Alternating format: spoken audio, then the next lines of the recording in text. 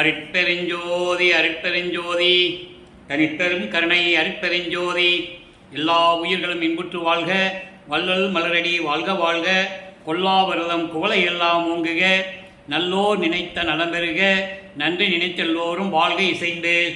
உலக மக்களே, அறிவார்ந்த அன்பர்களே, ஆண்மநேய ஒருமைப்பாடுடைய அன்பர்களே, ஆதியும் அந்தமில்லா தோன்றிய இறைவன் அருட்பெருஞ்சோதி ஆண்டவர், சுயமாக தோன்றிய இறைவன் இந்த பிரபஞ்சம் தோன்றிய காலத்திலிருந்தே அண்டங்களை படைத்து உலகங்களை படைத்து அந்த உலகங்களுக்கு தேவையான தலைவர்களை படைத்து, தலைவர்கள் என்பது பிரம்மன், திருமால், ருத்திரன், மகேஸ்வரன், சதாசிவம், இப்படி தலைவர்களையும் படைத்து அவங்களுக்கு தேவையான தொழிலையும் கொடுத்து, படைத்தல், காத்தல், அழித்தல், மறைத்தல், அருளல் என்ற தொழில்களையும் கொடுத்து இந்த பிரபஞ்சத்தை இயக்கிக் கொண்டிருந்தார் அருட்பெருஞ்சோதி ஆண்டவர் என்பதை நாம் ஏற்கனவே திருவுற்பாவின் பாடலின் மூலமாக பார்த்து கொண்டிருக்கிறோம்.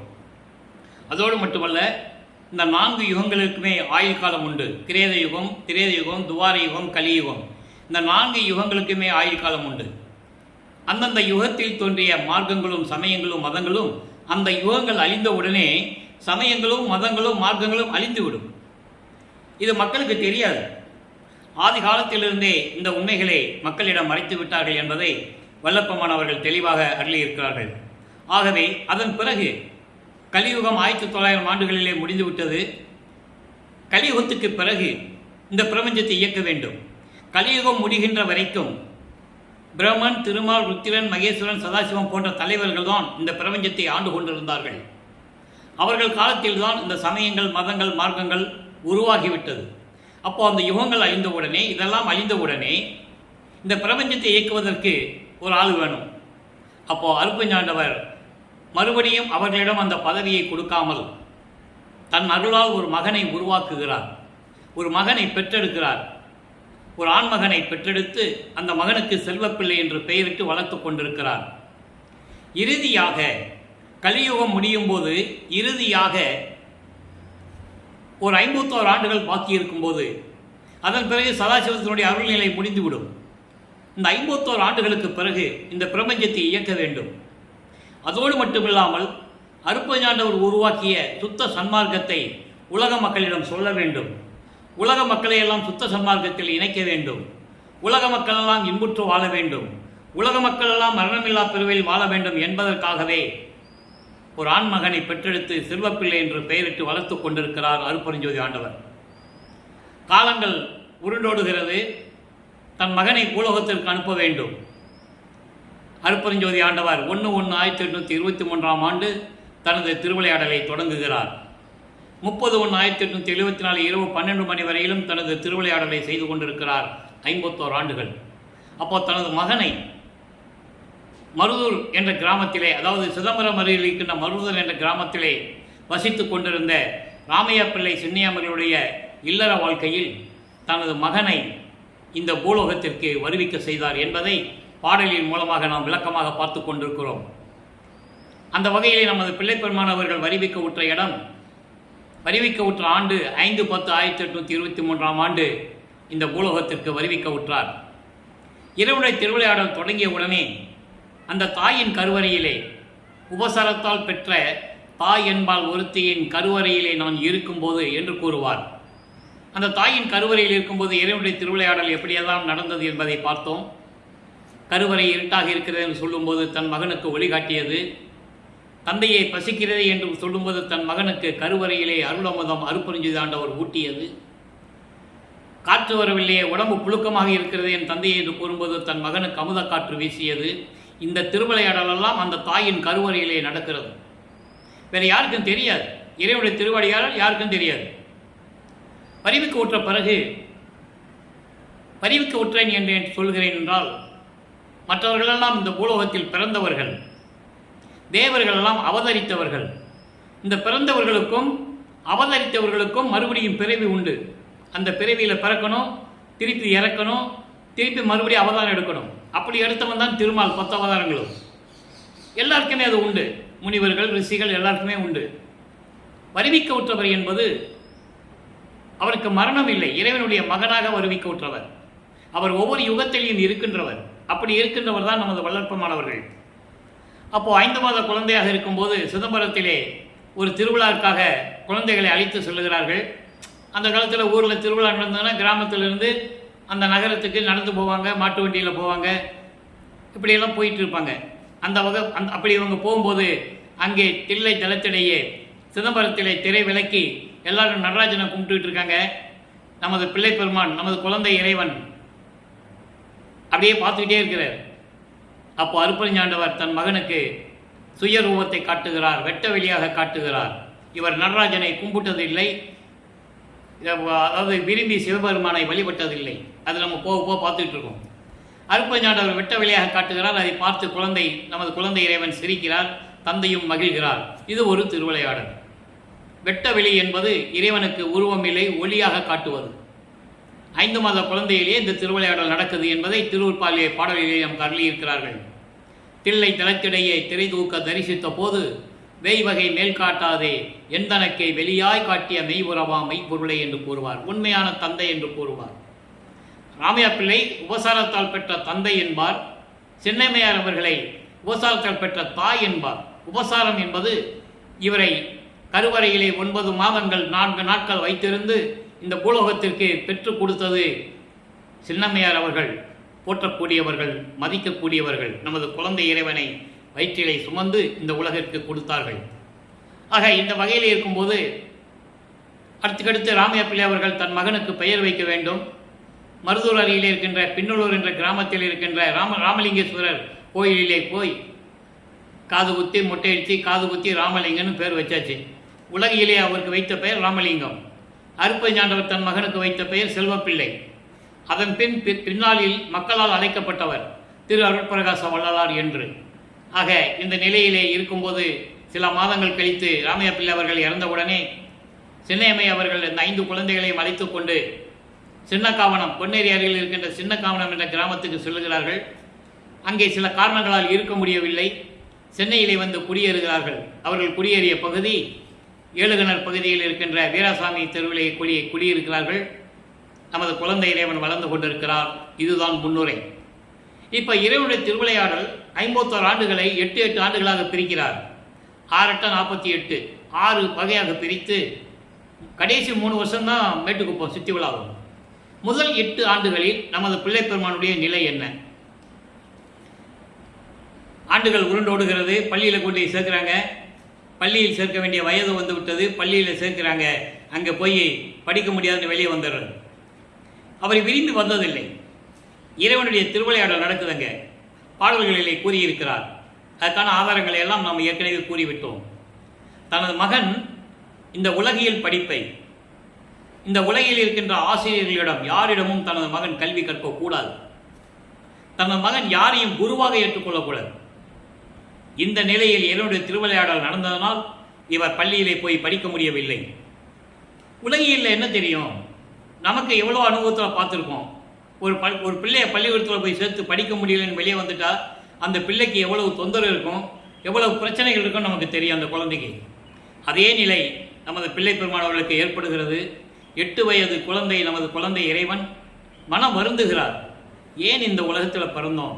அது வரைக்கும் ராமையா பிள்ளை தான் அவங்க அப்பாவை பார்த்ததில்லை. உலகியல்ல சின்னம்மையார் தான் அம்மானு அது வரைக்கும் அவர் அப்படி தான் நினச்சிட்டு இருக்கிறாரு.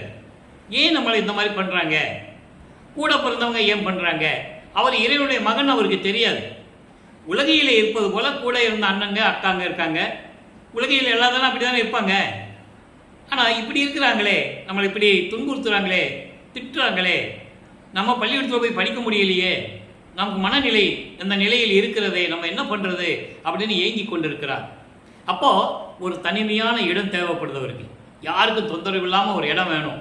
அப்படி தேடி கிடைச்ச இடம் தான் அங்கே இருக்கின்ற கந்தகோட்டம் என்ற இடத்திலே ஒரு முருகன் கோயில் இருக்குது. எல்லாரும் தூங்கிட்டு இருப்பாங்க. எந்திரிக்கிறதுக்கு முன்னால் இவர் எந்திரிச்சு அங்கே போயிடுறது. எல்லாம் தூங்கின பிறகு தான் அங்கேருந்து வர்றது. அப்போ வீட்டில் தேடுவாங்கல்ல, குழந்தைய பையனை ராமலிங்கத்தை காணாமன்னு தேடுறாங்க. இந்த நிலையில் அவர் இருந்து கொண்டிருக்கிறார். 1வது 8 ஆண்டுகள் வரைக்கும் இப்படியே போயிடுச்சு. 2வது 8 9வது ஆண்டு வருவிக்க உற்று 9வது ஆண்டில் அருப்பெருஞ்சோதி ஆண்டவர் தன் மகன் முன் எழுந்தருளி, மகனே, நீ என் மகன், நான் தான் உன்னை இந்த பூலோகத்திற்கு வருவிக்க செய்தேன். உன்னால் இந்த உலகிலே சில காரியங்கள் எல்லாம் நடக்க வேண்டியது இருக்கிறது. அதற்கு உனக்கு முன்பருவம் பின்பருவம் காட்டி அருள் செய்வேன். அந்தந்த நேரத்தில் முன்பருவம் பின்பருவம் என்பது அந்தந்த காலகட்டங்களில் உனக்கு நான் அருள் செய்வேன். அஞ்சாதே மகனே என்று சொல்லி, ஞானத்தை பெற்றுக்கொள் மகனே என்று சொல்லி ஞானத்தை கொடுத்து விட்டு மறைந்து விடுகிறார். அப்போ இவருக்கு ஒரு மறைப்பு நிலை ஏற்படுகிறது. மறைப்பு நிலை என்பது இதுக்கு முன்னால் இருந்த நிலை தெரியாது. விண்ணுலகத்தில் அவங்க அப்பா கிட்ட அருப்பஞ்சாண்டர்கிட்ட எப்படி இருந்தார், ஏன் இந்த பூலோகத்துக்கு வந்தோம், எதுக்காக வந்தோம் அப்படின்ற நிலை இப்போ அவருக்கு தெரியாது. சுத்த சன்மார்க்கம் இருக்கிறது தெரியாது. அருப்பரிஞ்சோதி ஆண்டவர் தான் இறைவனும் தெரியாது.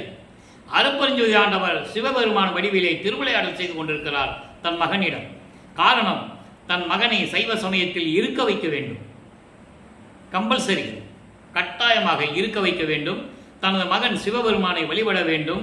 நமச்சிவாயா, சிவாய நம, ஓம் சிவாய என்ற மந்திரங்களை சொல்லி அவர் வழிபட வேண்டும் தன் மகன். இது உலக மக்களுக்கு எல்லாருக்கும் தெரியணும். இப்படிதான் திருவிளையாடல் நடக்குது. எல்லாருக்கும் தெரிஞ்சபடி தெரிகிறபடி இந்த மாதிரி இருக்கணும். பின்னாளில் தன் மகனுக்கு சுத்த சன்மார்க்கத்தை கொடுத்த பிறகு இதெல்லாம் தேவையில்லை, நமச்சிவாயா சிவாயம் எல்லாம் பயனற்றது என்று சொல்ல வேண்டும். அது சுத்த சன்மார்க்க நெறி. அதை தான் இன்னைக்கு நம்ம பார்க்க போகிறோம். அப்போ இந்த நிலையில் இருக்கும்போது இவர் சிவபெருமானை வழிபட்டு கொண்டிருக்கிறார். 1ஆம் திருமுறை உருவாகிறது. 8 பதிகங்கள், 712 பாடல்கள். ஏற்கனவே நம்ம வடிவலை மாணிக்க மாலை, சிவநேச வெண்பா, திருவருள் முறையீடு போன்ற பதியங்களுடைய பாடல்களின் விளக்கங்களை எல்லாம் பார்த்து விட்டோம். இப்போ பதிகம் 5 மகாதேவ மாலை, மொத்தம் 100 பாடல்கள். இதுவரை 8 பாடலுடைய விளக்கங்களை பார்த்துருக்கோம். இன்றைக்கி 9வது பாடல். அன்பர்களே, நான் ஏற்கனவே கூறியது போல, நான் திருவருட்பாவை பற்றி பேசும்போது மற்ற நூல்களை பற்றியோ மற்றவர்களை பற்றியோ நான் பேசுவதில்லை. இரண்டாவதாக, இது நூல் விளக்கம் அல்ல, இறைவன் எனது தந்தை வல்லற்பமானவர்கள் இந்த வள்ளலார் ஊழியனுக்கு அளித்த விளக்கங்களை நல்லா பாருங்கள். அவர் சிவபெருமானை விரும்பி வழிபட்டதில்லை, சைவ சமயத்தில் விரும்பி இருந்ததில்லை. ஆனால் இருந்துதான் ஆக வேண்டும். இறைவனுடைய திருவிளையாடல் நடக்குது. அந்த நிலையில் இருந்து கொண்டு சிவபெருமானை வழிபடுகிறார். சிவபெருமானை எப்படிப்பட்டவர் நல்லா கவனிச்சுட்டே வரணும். சுத்த சன்மார்க்கத்தை பெற்ற பிறகு சிவபெருமான்லாம் வரமாட்டார், அருப்பரிஞ்சோதி ஆண்டவர் தான் வருவார். அவர் எப்படிப்பட்டவர் என்ற நிலையை நாம் வேறுபடுத்தி பார்த்து கொண்டிருக்கிறோம். நல்லா கவனிங்க. அளவு இறந்த நெடுங்காலம் சித்தர் யோகர் அறிஞர் மலர் அயன் முதலோர் அனந்த வேதம் களவு இறந்தும் கருணாதி இறந்தும் செய்யும் கடுந்தவத்தும் காண்பரிதாம் கடவுளாகி. சிவபெருமான் எப்படிப்பட்டவர்னு சொல்றார். கடவுளாகி உளவு இறந்த எம்போழ்வார் உள்ளத்து உள்ளே ஊறுகின்ற தெல்லமுத ஊரலாகி பிளவு இருந்து பிண்ட அண்ட முழுவதும் தானாய் பிறங்குகின்ற பொருள் பெருங்கருணை பெரிய தேவே பாடல்.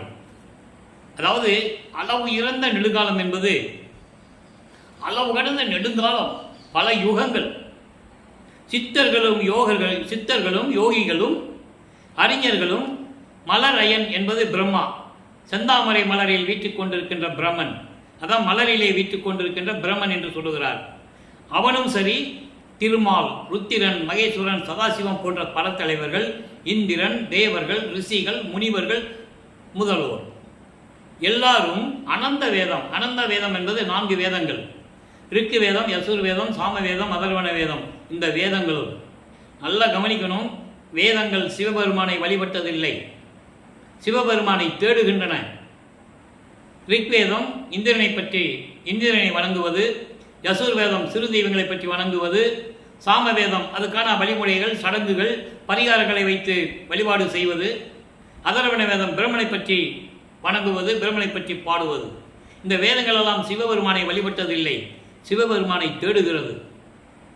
நல்லா புரிஞ்சுக்கணும் நீங்க. அனந்த வேதம் களவு இறந்தும் கரணாதி இறந்தும் செய்யும். அதாவது குற்றங்கள் குறைகளை இல்லாட்டாலும் கூட அந்த கரணங்களை நீக்கியும், மனம் சித்தம் புத்தி அகங்காரம் போன்ற அந்த கரணங்களை நீக்கியும் செய்யும் கடும் தவத்தும் இந்த சித்தர்கள், முனிவர்கள், யோகிகள், அறிஞர்கள், பிரம்மன், திருமால், ருத்திரன், மகேஸ்வரன், சதாசிவம், இந்திரன் போன்றவர்கள், இந்த வேதங்கள் இவங்கெல்லாம் தங்களுடைய குற்றங்களை நீக்கியும் பிண்ட துரிசுகள், அண்ட துரிசுகள் என்று கூறுவார் வல்லபெருமானவர்கள்.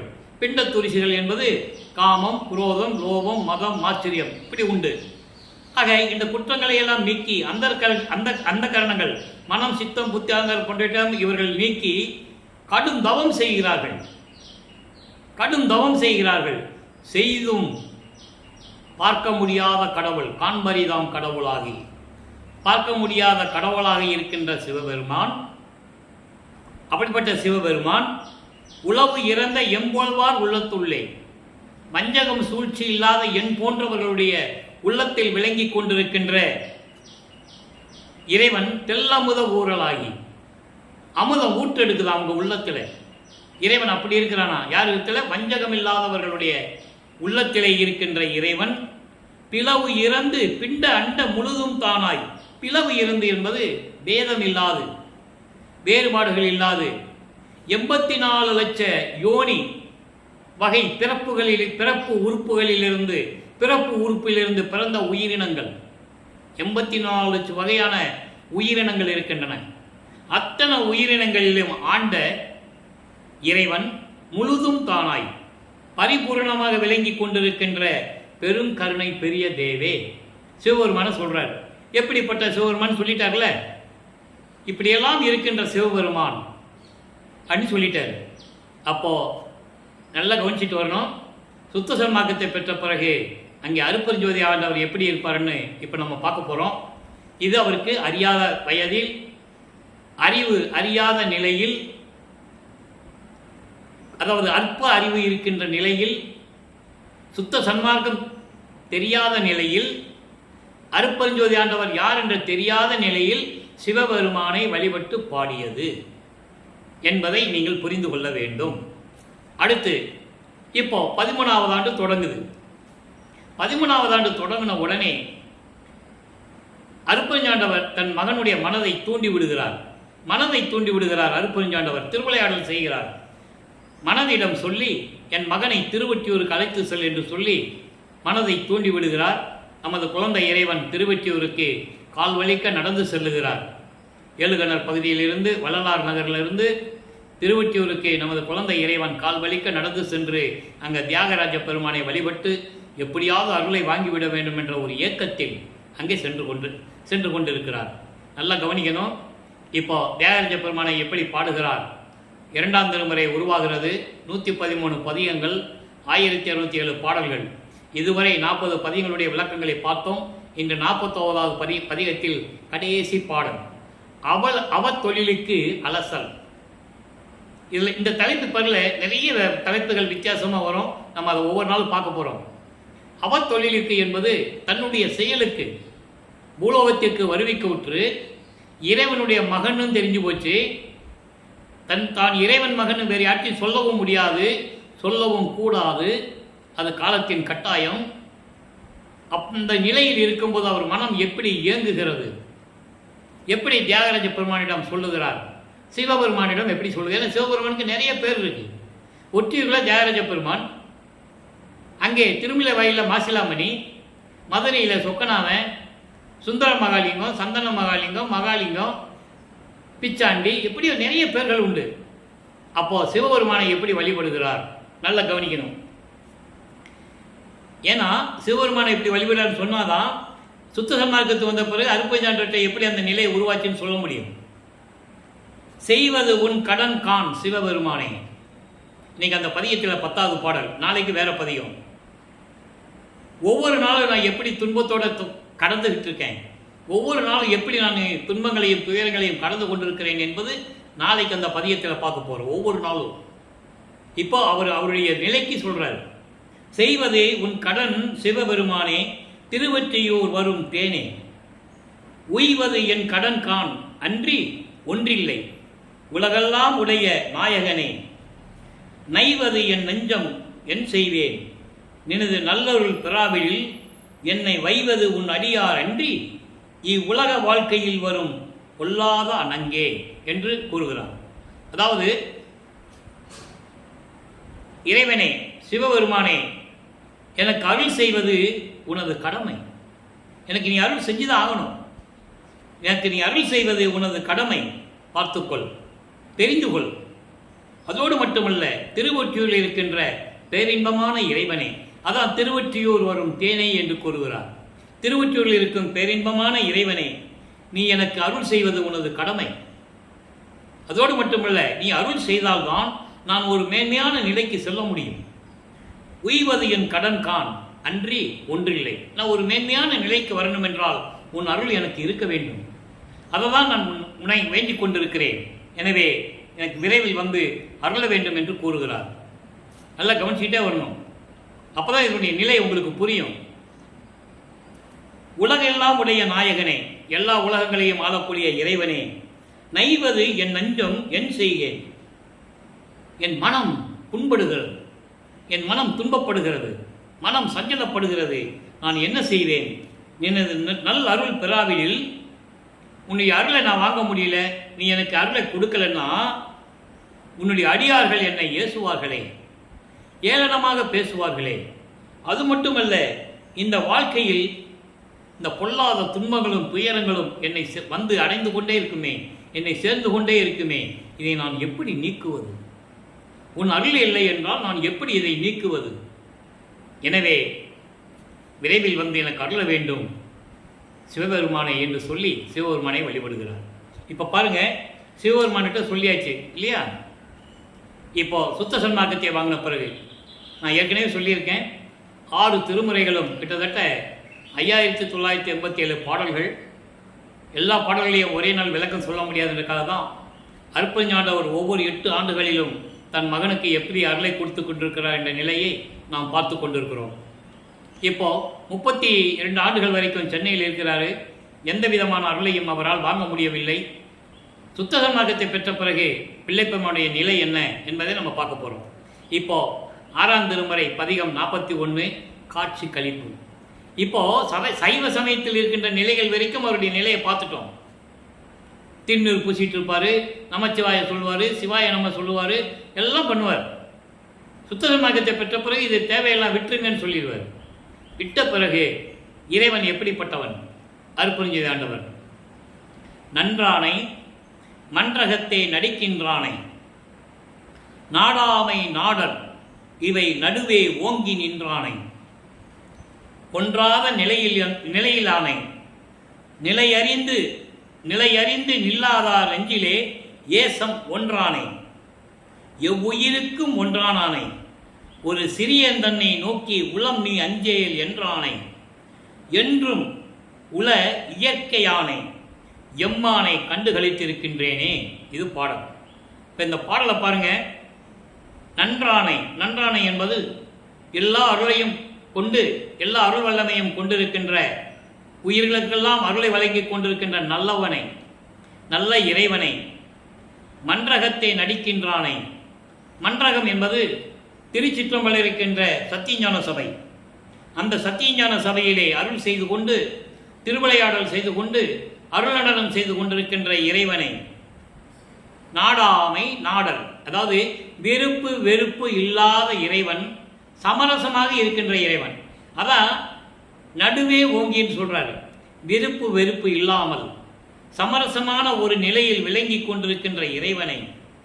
பொன்றாத நிலையிலானை. பொன்றாத என்பது அழிவில்லாத இருக்கின்ற இறைவனை. ஆதியும் அந்தமில்லா தோன்றிய இறைவன், சுயமாக தோன்றிய இறைவன், அழிவில்லாத இறைவன், என்றும் நிலைத்திருக்கக்கூடிய இறைவன். ஏன் அழிவில்லாத இறைவன் சொல்றாரு? மற்றவர்களை ஏன் அழிவில்லாத இறைவன் சொல்லலை? அதுக்கு விளக்கம் தரணும். அதுக்கு நம்ம ஏற்கனவே நிறைய விளக்கங்கள் நம்ம பதிவில் பண்ணியிருக்கோம். இருந்தாலும் இந்த நிலையில் பொன்றாத நிலையினானை என்று சொல்லும்போது அதுக்கு ஒரு சின்ன விளக்கம் சுருக்கமாக. இந்த பிரம்மன், திருமால், ருத்திரன், மகேஸ்வரன், சதாசிவம் 5 தொழில்களை செய்திருந்தாலும் கூட அவர்கள் ஆயுள் காலம்னு ஒன்று இருக்கு. பிரம்மனுக்கு 4,32,000 வருடம், திருமாலுக்கு 8,64,000 வருடம். பிரம்மன் ஆயுள் காலம் முடிந்தவுடனே அந்த படைக்கும் தொழிலை திருமால் சேர்த்து செய்யணும். அப்போ பிரம்மன் அழிய வேண்டும், அவன் ஆயுள் காலம் முடிய வேண்டும். அதான் அதுக்கு பொருள். அதுக்கப்புறம் அவனுக்கு எந்த விதமான அருள் இருக்காது, செயல்பாடு இருக்காது. அப்போது திருமால் தான் இந்த 2 தொழிலை சேர்த்து செய்யணும். திருமால் 8,64,000 வருஷம் இருந்த பிறகு அவனுடைய ஆயுள் காலம் முடிந்த உடனே, செயல் காலம் முடிந்த உடனே, அதாவது ருத்திரன் சேர்த்து 3 தொழிலை செய்யணும். அப்போ அவனுக்கு 3 பிரம்மாயுசு. 12,97,000 வருஷம். இந்த 3 பேரும் முடிந்த உடனே 4வதுக்கு மகேஸ்வரன் 4 தொழிலை சேர்த்து செய்யணும். அப்போ அவனுக்கு 4 பிரம்மாயுசு 17,28,000 வருஷம். இவங்க 4 பேரும் போன பிறகு கடைசியில் சதாசிவம் செய்யணும். அந்த சதாசிவத்தினுடைய அந்த அருள் காலத்தில் மிச்சம் இருக்கு 51 வருஷம். அவன் 43,20,000 வருஷம் இருக்கிறான். யாரு? சதாசிவம். அதில் 51 வருஷம் பாக்கி இருக்கு. இன்னும் ஆயுள் காலம் முடியல, அருள் காலம் முடியல, செயல் காலம் முடியல. அவன் தான் இந்த தொழில் செஞ்சுக்கிட்டு இருக்கணும். அப்போ இந்த 51 வருஷம் கழிச்சு இந்த பிரபஞ்சத்தை இயக்கணும். இவங்க விட்ட மறுபடியும் ஆட்சியை கொடுக்க அருட்பெருஞ்சோதிக்கு மனம் இல்லை. காரணம், சமயங்களையும் மதங்களையும் மார்க்கங்களையும் தோற்றுவித்து அதை தடை செய்யாமல் மக்களை அதெல்லாம் வாழ வச்சுட்டாங்க. அப்போ இவங்களுக்கு கொடுக்க மனசு இல்லை. அதனால் ஒரு மகனை உருவாக்குகிறார். தன் அருள் ஆற்றலால் ஒரு மகனை உருவாக்குகிறார். ஆண்மகனை உருவாக்கி செல்வப்பிள்ளை என்று பெயரிட்டு சுத்த சிவஞான வெளியிலே வளர்த்து கொண்டிருக்கிறார். அந்த மகனை தான் பூலோகத்துக்கு அனுப்புனது. நல்லா புரிஞ்சுக்கணும். அதனால தான் அழிவில்லாத இறைவன் சொல்றாரு. தன் மகனையும் அந்த நிலையில் வைத்துக் கொண்டிருக்கிறார். ஒவ்வொரு யுகத்திலையும் வல்லற்பமான் இருந்தவர். மக்கள்கிட்ட யார் சொன்னது? சொன்னதெல்லாம் உங்களுக்கு தெரியும். நல்லா புரிஞ்சுக்கணும். நீங்க மக்கள்கிட்ட சொன்னாதான் வல்லற்பமான இறைவனுடைய மகன் தெரியும். இவங்க சொல்லாதனால சாமியார்னு சொன்னாங்க, துறவின்னு சொன்னாங்க, வசனகர்த்தா, பாடலாசிரியர் என்னென்னமோ சொன்னாங்க. ஆனால் இறைவனுடைய மகன், இறைவனுடைய திருவிளையாடல் தான் இந்த பூலோகத்துக்கு வந்தாருன்னு சொல்ல மறந்துட்டாங்க, மறைச்சிட்டாங்க. அதுதான் உண்மை, அதுதான் சத்தியம். அப்போ தன் மகனை பூலோகத்துக்கு அனுப்புறார். ஊழிதோறும் ஊழி உளப்புறாது ஓங்கி வாலி என்று எனக்கு வாய்த்த நன்னிதியே.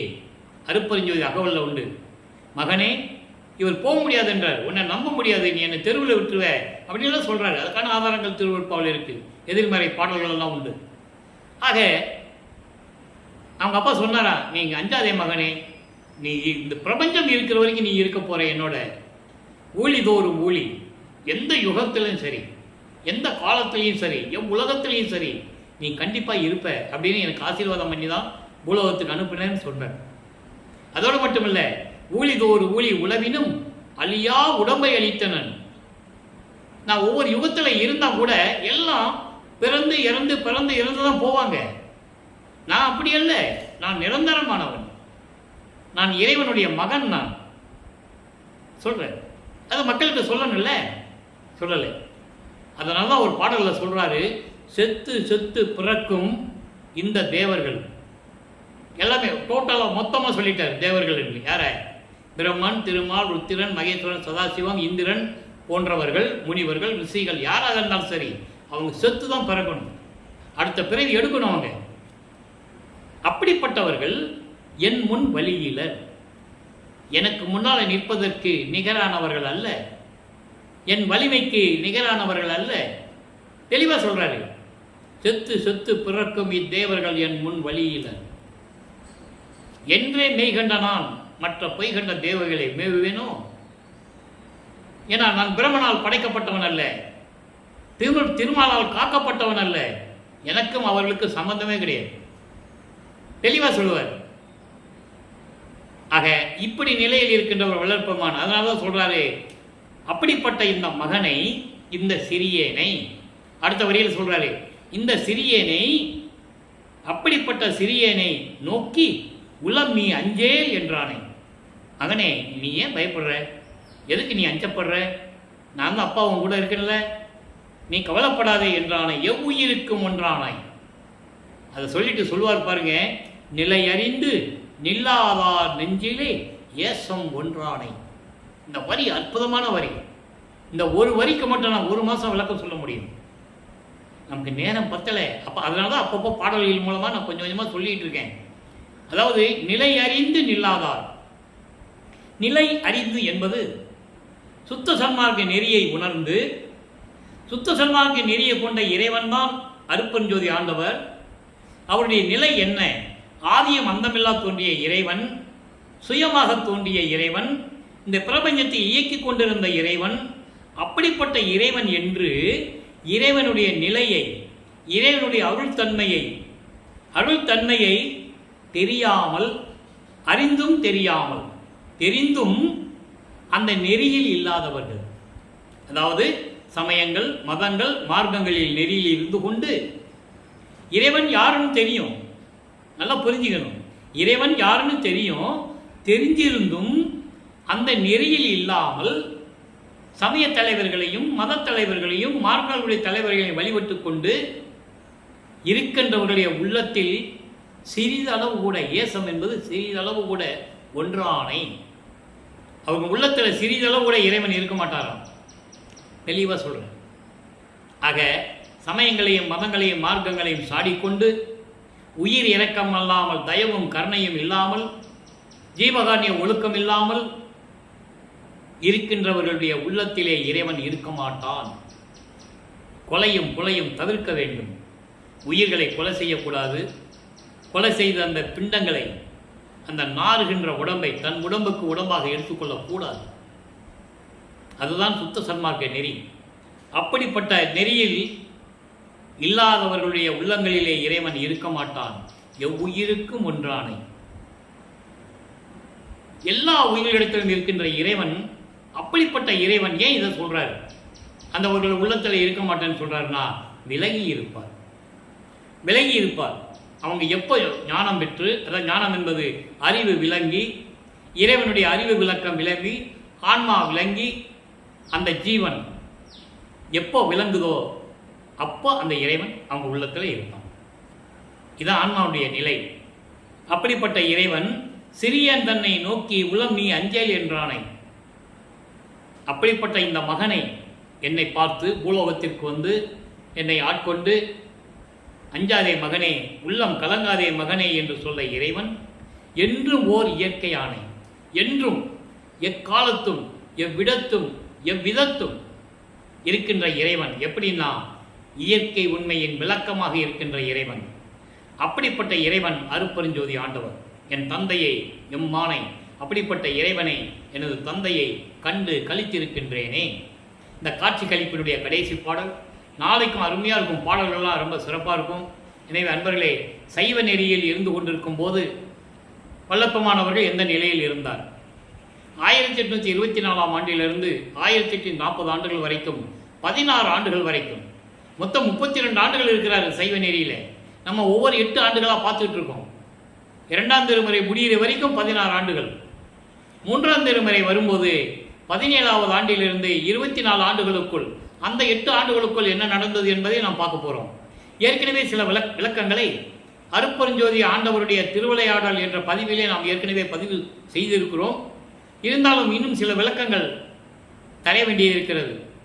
ஆக ஒவ்வொரு 8 ஆண்டுகளிலும் நமது பிள்ளை பெருமுடைய நிலை என்ன என்பதை பார்த்து கொண்டிருக்கிறோம். ஏனென்றால் இது காலத்தின் கட்டாயம். வல்லப்பமானவர்கள் 203 ஆண்டுகளாகியும் வருவிக்க உற்று விண்ணுலகத்திலே இருந்த இறைவனுடைய மகன் இந்த பூலோகத்திலே ஒரு தாயின் கருவறையிலே இருந்து இந்த பூலோகத்திலே 51 ஆண்டுகள் உலாவி மக்களோடு மக்களாக இருந்து எப்படி சுத்த சன்மார்க்கத்தை முதல்ல சைவ சமயத்தில் எப்படி இருந்தார், அதன் பிறகு இறைவன் ஆட்கொண்ட பிறகு அதெல்லாம் தேவையில்லை என்று எப்படி கூறுகிறார், சுத்த சன்மார்க்கத்தில் இருக்கும்போது இறைவனுடைய நிலை என்ன, அருட்பெருஞ்சாண்டவருடன் எப்படியெல்லாம் அருளை பெற்றுக்கொண்டார், தான் இறைவனுடைய மகன் என்ற நிலையை உலக மக்களுக்கு அறிவிக்கிறார். இதுதான் திருவருட்பாண்டிய கான்செப்ட். அதுக்காக தான் இந்த ஒரு பூலோகத்துக்கு வந்தார். சுத்த சன்மார்க்கத்தை உலகத்திற்கு உலக மக்களுக்கு சொல்லணும், உலக மக்களை எல்லாம் சுத்த சன்மார்க்கத்தில் இணைக்கணும். இந்த நிலைகளுக்காக தான் பிள்ளை பெருமானவர்கள் பூலோகத்திற்கு வந்து உலக மக்களிடம் சுத்த சன்மார்க்க நெறிகளை போதித்து கொண்டிருந்தார் என்பதை நீங்கள் புரிந்து கொள்ள வேண்டும். எனவே மக்களே, அப்படிப்பட்ட இறைவன், அப்படிப்பட்ட இறைவனுடைய மகன் வல்லப்பமானவர்கள் தீப வடிவில் இருக்கின்ற அருட்பெருஞ்சோதி ஆண்டவரை வணங்கி, 2 பேருமே ஒன்று தான், வல்லப்பமானும் அருட்பெருஞ்சாண்டவரும் ஒன்று தான். காரணம், தான் பிரிந்த சக்தியோடு 51 ஆண்டுகள் பிரிஞ்சிருக்கிறார் மகனை. திரும்பி அந்த சக்தி மகனோடு திரும்பி இணைந்து கொள்ளுகிறார் அருட்பெருஞ்சோதி ஆண்டவர். அதனால அவரே வரார். காலங்கள் முடிந்தவுடனே, 51 ஆண்டுகள் முடிந்தவுடனே 30/1874 இரவு 12 மணிக்கு திருவிளையாடல் முடியுது. இறைவன் வந்து அருட்பெருஞ்சாண்டவர் வந்து தன் மகனை தன்னோடு இணைத்துக் கொள்ளுகிறார்.